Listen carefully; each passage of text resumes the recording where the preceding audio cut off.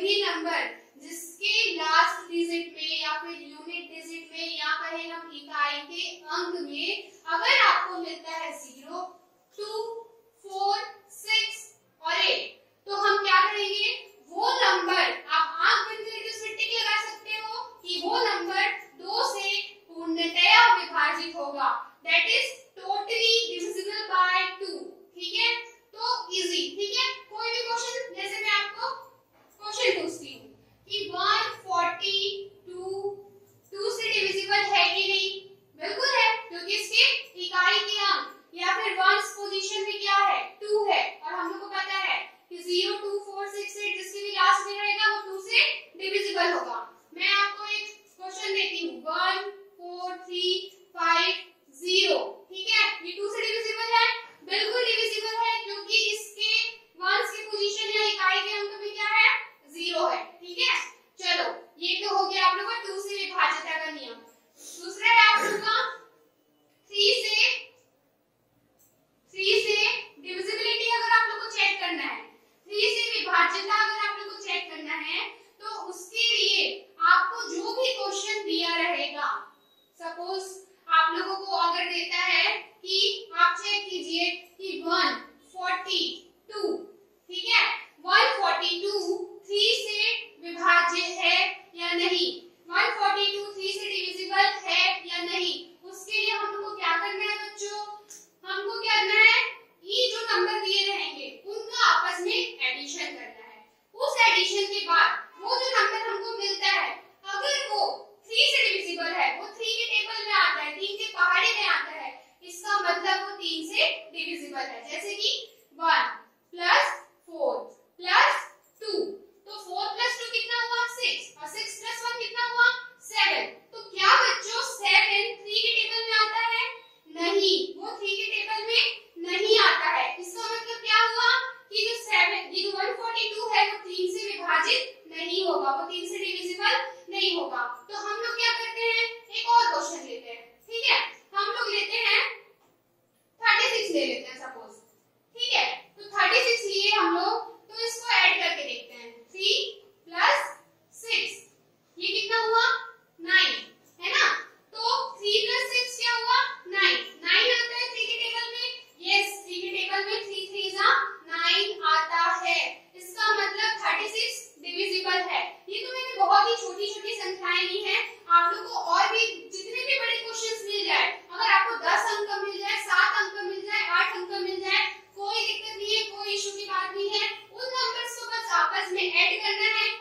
इसमें आप लोग सिंगल डिजिट में ले आइए, वो 3 के टेबल में आता है, इसका मतलब ये है कि वो 3 से पूरी तरह विभाजित हो जाएगा। ठीक है, 4 से विभाज्यता का नियम अगर हमें चेक करना है, 4 से विभाज्यता का नियम, या फिर 4 से अगर हम लोग को डिविजिबिलिटी टेस्ट करनी होती है, तो बच्चों हम लोग को हमेशा 4 से डिविजिबिलिटी टेस्ट करने के लिए उसके लास्ट के 2 अंक, उसके अंतिम के 2 जो अंक होते हैं, उसको हमेशा हमें डिवाइड करके देखना होता है।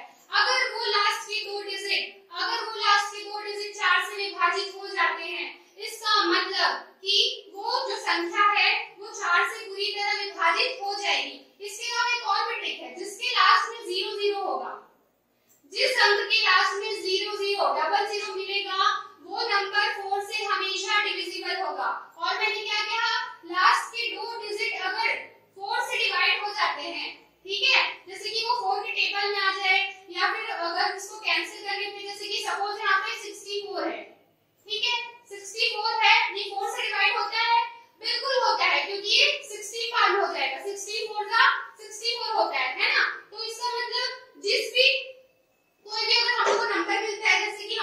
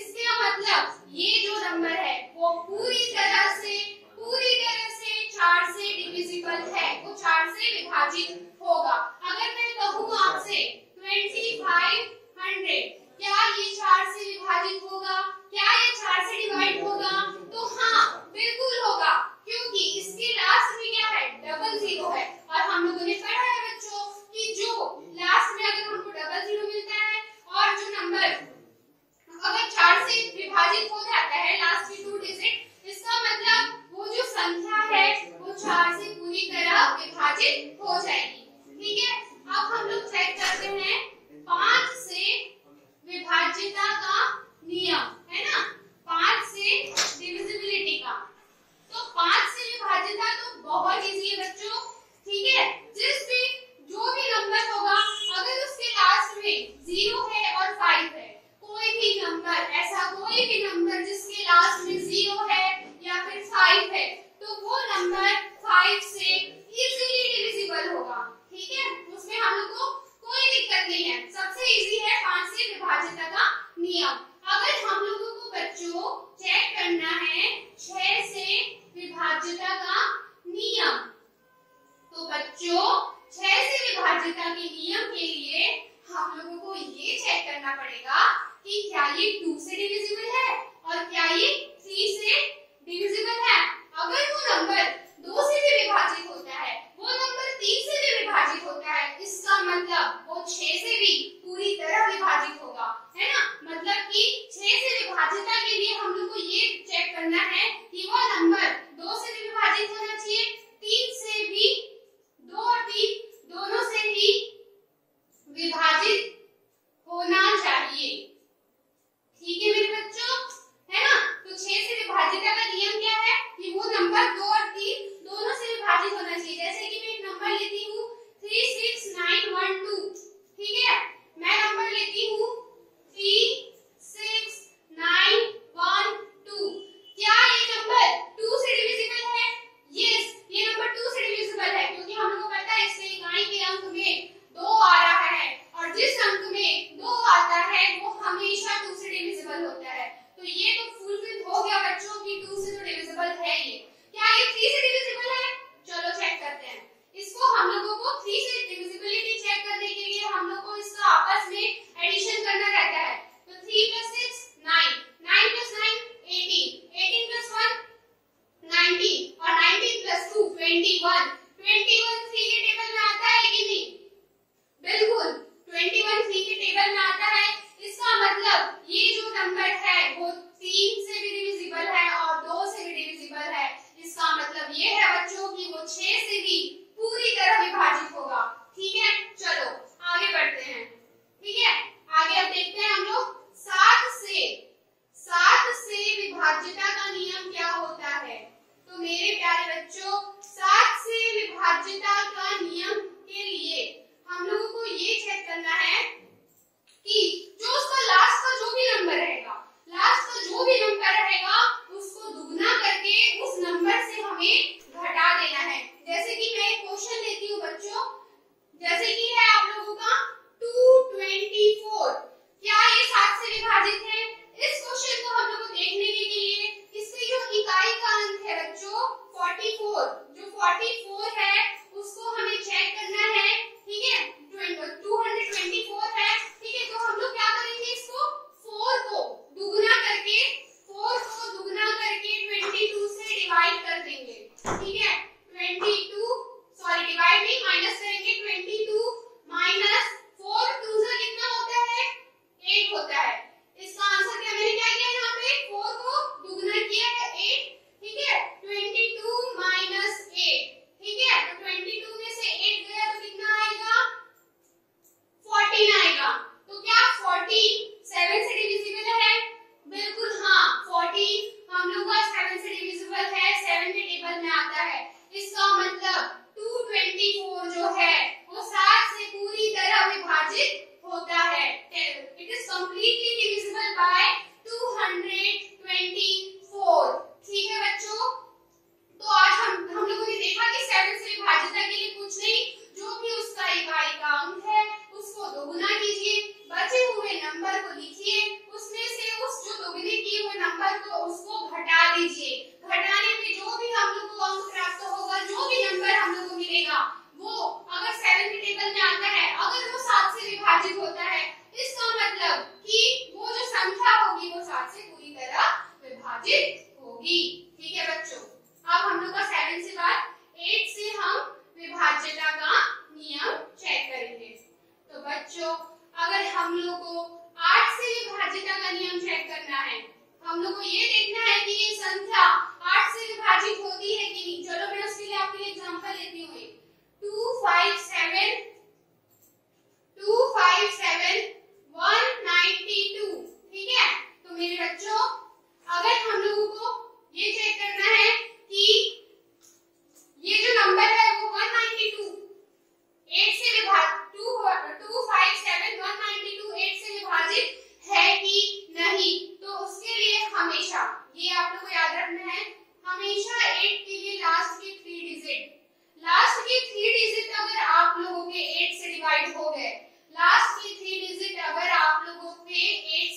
डिवाइड हो गया, मतलब आप समझिए कि वो कितना भी बड़ा नंबर हो वो 8 से पूरी तरह विभाजित होगा। जैसे कि 192 को बच्चों 8 से डिवाइड कर लीजिए, 8 दूनी 16, 3 2 8 चौक 32, पूरी तरह से विभाजित अंक हो गया, कोई भी रिमाइंडर नहीं बचा है। इसका मतलब ये है, इसका मतलब ये है कि ये नंबर जो है, ये जो नंबर है 257 192, ये 8 से पूरी तरह विभाजित हो जाएगा। ठीक है, अब हम लोग 9 से विभाज्यता का नियम चेक करते हैं। 9 से विभाज्यता हेतु हम लोगों को क्या करना रहता है बच्चों? कुछ नहीं, जो भी नंबर दिया है उसको आपस में ऐड कर लो। ठीक है, जैसे हम लोग 3 के लिए करते हैं, सपोज 3 और 9 जो दोनों है ना, वो दोनों भाई भाई है। ठीक है, जो 3 करूंगा बोलता है वैसे 9 करूंगा बोलता है, कि वो भी बोलता है कि मेरे भी आपस के नंबर को ऐड कर दो। तो उसके बाद अगर वो जो नंबर मेरे 9 के टेबल में आ जाएगा या फिर उससे डिवाइड हो जाएगा, तो मैं उस नंबर को पूरी तरह से डिवाइड कर दूंगा। ठीक है, जैसे कि मैं ये क्वेश्चन लेती हूँ 29034, 29034, क्या ये नंबर 9 से विभाज्य है? इसके लिए हम लोग को चेक करना है। तो 2 + 9 + 0 + 3 + 4, तो ये क्या है मेरे बच्चों? 4 + 3 7, 7 + 2 9 और 9 + 9 18। क्या 18 9 के टेबल में आता है? जी हाँ, 18 9 के टेबल में आता है। 9 2 18 होता है। इसका मतलब ये जो नंबर है वो पूरी तरह से 9 से विभाजित हो जाएगा। तो 9 से विभाजित का रूल क्या है? जो भी नंबर दिया हुआ है उसको पूरी तरह से ऐड कर दो। जो ऐड करने के बाद जो नंबर आएगा, अगर वो नंबर हम लोगों का 9 के टेबल में आता है, तो वो जो नंबर है, वो जो कंप्लीट नंबर है, वो 9 से पूरी तरह विभाजित हो जाएगा। ठीक है, अब बच्चों ये देखो, 10 से विभाज्यता का नियम तो सबको पता है ना? 10 से विभाज्यता हेतु हमें कोई टेंशन की बात नहीं है। हर एक वो नंबर जिसके लास्ट में 0 रहेगा, वो 10 से पूरी तरह विभाजित हो जाएगा। ठीक है, तो हम लोग को 10 से विभाज्यता के लिए कोई टेंशन की बात नहीं है। 11 से विभाज्यता का नियम, 11 से विभाज्यता के नियम के लिए हम लोगों को इसके कोई भी नंबर दिया हुआ है, ठीक है, उसके जो विषम संख्याओं पे जो नंबर है उनको ऐड करना है। सम संख्याओं पे जो नंबर है उनको ऐड करना है। फिर सम संख्याओं के नंबर और जो विषम संख्याओं के नंबर का जो हमें योग प्राप्त हुआ उनको माइनस करना है, उनको घटाना है। उसको घटाने के बाद अगर वो नंबर 0 आता है, इसका मतलब कि वो 11 से विभाजित हो जाएगा। जैसे कि यहाँ पे हम एक एग्जांपल लेते हैं 7 1 2 7 3 6 2। ठीक है, 7 1 2 7 3 6 2। ठीक है, सम संख्या पे यहाँ पे कौन कौन सा है? सम पे कौन कौन सा है? 1 प्लस ये 7 प्लस 6, कितना हुआ? 6 + 1 7 और 7 हो गया 14। ठीक है, 14 हो गया। अब विषम पे कौन कौन सा नंबर है? 7 + 2 + 3 + 2, ये कितना हुआ? 7 + 3 10, 10 + 2 12 और 12 + 2 होगा मेरे बच्चों। यहाँ पे उठाते हैं हम लोग ये विषम को थोड़ा ऊपर लिखते हैं, ये शायद विजिबल ना हो। 7 + 2 + 3 + 2। ठीक है, तो 7 + 3 10, 10 + 2 12 और 12 + 2 14। तो बच्चों देखो, सम पे कितना आया? 14 आया, विषम पे कितना आया? 14 आया। हम लोगों को क्या करना रहता है? जो सम पे जो अंकों का योग आया माइनस विषम पे जो अंकों का योग आया, वो क्या होना चाहिए? 0 के बराबर